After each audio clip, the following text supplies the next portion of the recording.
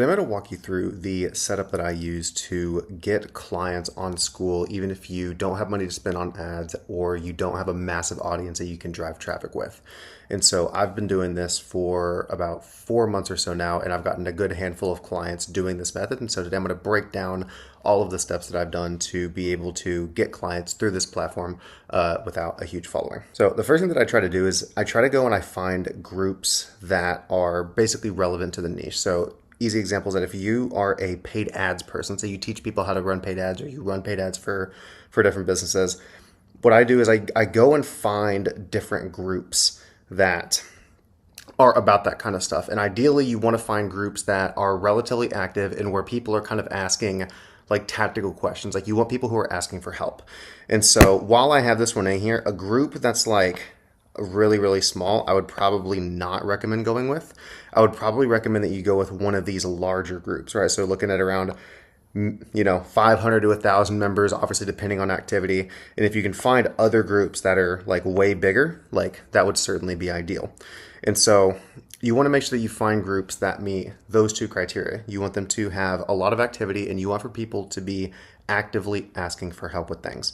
Now, once you have that, the goal really is you want to just provide a ton of value in the comments. And so the reason why it's so valuable to be in communities where people are actively asking for help is that if you know something, then you can help them.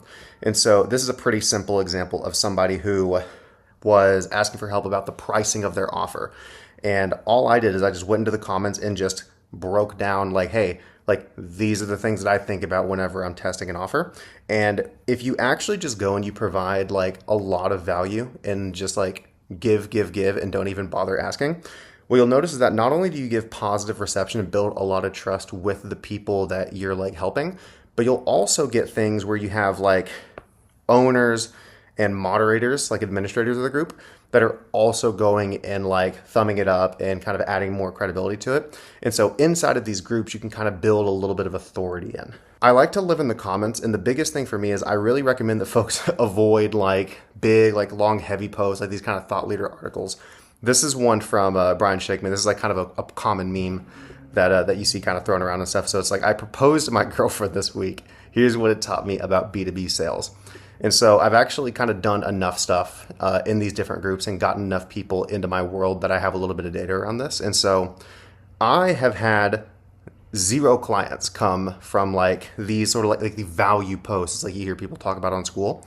But every single client that I've gotten so far has actually been from just like being like in the trenches, as we call it, right? So it's like living in the comments, just providing tons of value and allowing for people to take the natural step towards you. And so I don't personally do a ton of like mainstay posts because like you get some engagement and maybe a handful of people like learn about you, but I haven't had anybody convert into paid clients from them. I've had people come over into the free group, but they haven't ascended into the paid. So I think a big reason for that is just because it's much more personalized attention as opposed to like a generic kind of value post that's, anybody can kind of like, maybe it works for some people, maybe it doesn't. But when you live in the comments, it's hyper focused. And so it's way more valuable to that one specific person.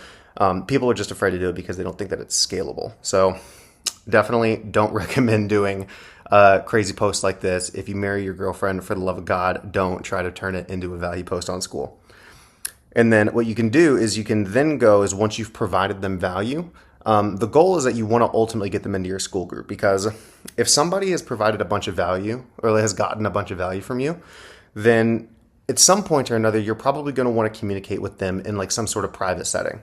Now, with most Skool groups, what they do is they actually lock chatting behind like the highest level on the leaderboards, right? And so this is an example of a group where at level 9, you can finally chat with members. And as you can see here, 0% of members actually have this. And so a lot of groups will actually limit you in terms of like how you can communicate with their members. And fair enough, right? Because you get a lot of people who spam on Skool. What I found that actually works really well is having a community of your own. And then in your bio, have your normal bio and stuff, but then join my Skool to DM me.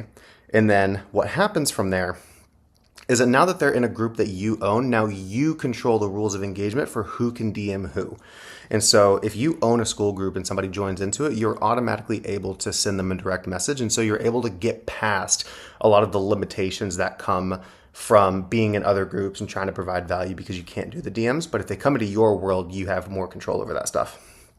And then what's really cool is that if you've provided enough value and you kind of allow for people to take the natural next step, when those people do join your group, then they'll not only be able to come into your world and kind of get more value from you and things, but a lot of times like you front loaded enough value and you've helped them so much that they will start asking you what you sell. And so it's much more of you're just receiving people who are kind of like already really nurtured and are kind of ready to work with you, as opposed to doing like, pray and spray outreach and trying to get a bunch of people trying to like spam a bunch of people and get them to buy your thing that they may or may not want. So that's my whole, I'll zoom this kind of out for you. That's my whole framework for getting clients on Skool. And so like I do this for like $1,000 a month, like one-on-one coaching stuff. And so I think that if you are somebody who has some sort of knowledge or expertise in something, this is an awesome way to do it if you don't have any followers and you don't have money to spend on ads. And if you would like some more help with not just getting clients through Skool, but general like customer acquisition and mathematics around your funnel and things like that, I have a free community and a free course over on Skool, and I'll leave that linked for you in the description.